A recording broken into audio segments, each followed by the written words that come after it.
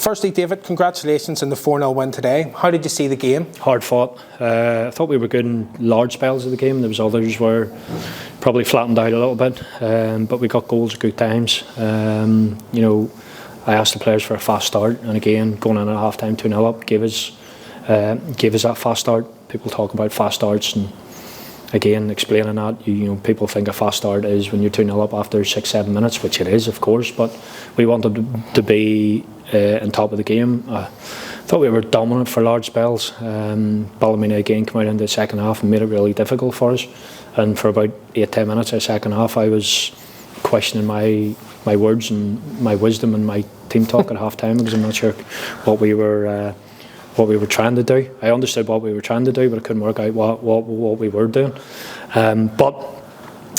We got Kyle McLean scored, obviously an important third goal, which again gives us a good cushion to go and finish the game. We finished the game with obviously the 5 changes. We didn't put Chris McKee on today. Again, it was something that we talked about today. Chris came back, had a little bit of a niggle where he missed the under-21 game last week. And again, credit to him, he was wanting to be available for the game today, just in case if we needed him to come on. But again, the way the game panned out gave us the opportunity to put 1 or 2 of the others on. Just how important was it today against Ballymena to keep the ball very well and be patient in our play? Yes, of course. Again, with Ballymena, coming off the back of certainly their defeat last week against Glentoran, there was going to be some sort of reaction. I think they got a reaction, probably not from the start of the game. They were certainly hard working, honest. It took us a while to break them down, but once we did that, probably the frustration going into half time is we didn't go and maybe add to what we had already scored. But being patient again, our own supporters started getting a little bit anxious into the second half, and again I understood the reason, but again it probably wasn't that moment. We needed the supporters sort of to remain calm, because we wanted the players to remain calm, because we always felt confident that we were going to go and get at least the third. We ended up getting the third and the fourth, so pleased with the clean sheet. It took us a little bit of sort of, you're always learning. I'm learning about the players. I continue to learn about the players, the way we want to play. But winning the game is important. Tell us a little bit about the successful youth academy we have at the moment, with Keedick and Aidan coming on there in the second half. Yeah, no, it's always good. And again, we've prided ourselves as a club over the last number of years. Certainly, any time that I've been here, and I know beforehand that, if we don't lose our so-called top young players, our best young players, to English clubs at 16, 17, that we always provide them with a platform and an opportunity here. I don't know the stat that certainly that I've been manager, that some of the youngest players that have ever played for Linfield have certainly played, and that's important going forward. It's an important avenue for revenue eventually. Some of the younger players won't stay until they're 18, 19, like the Paul Smiths and the Trey Humes and sort of Shane Lavery's, who sort of come in a little bit later. But we've so many talented young players. The pathway's there.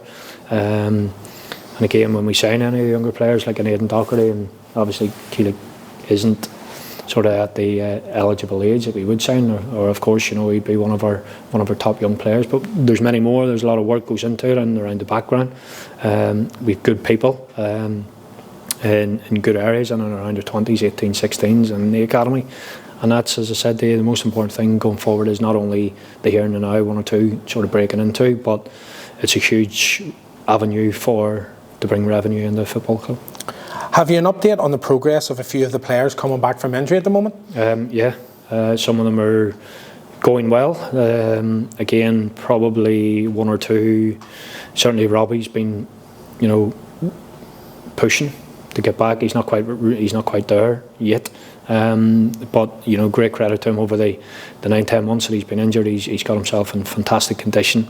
He'll be a huge asset when he is back. Jordan's still missing, probably in and around February, possibly for Jordan.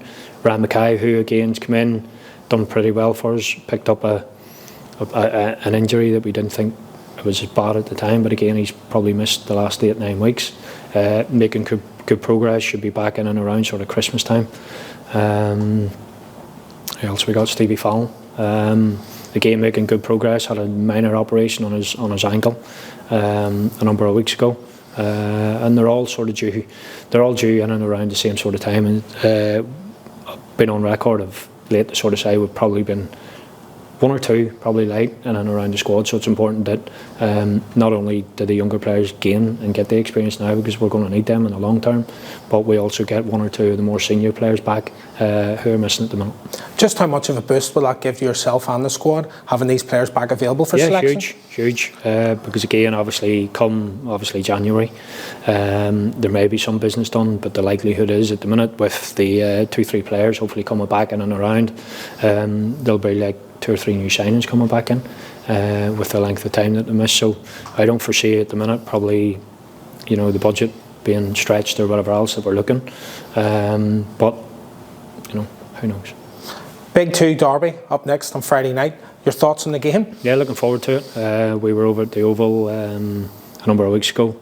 Got the desired outcome that we wanted in the League Cup. I thought it was probably one of our under par performances, but we got the result that was required. So I'll hope that we're better, our performance will be better. It probably need to be better. And again, any time you face Glentoran, you know the challenges that lie on a wait. Well, congratulations on the win today and best of luck for Friday night.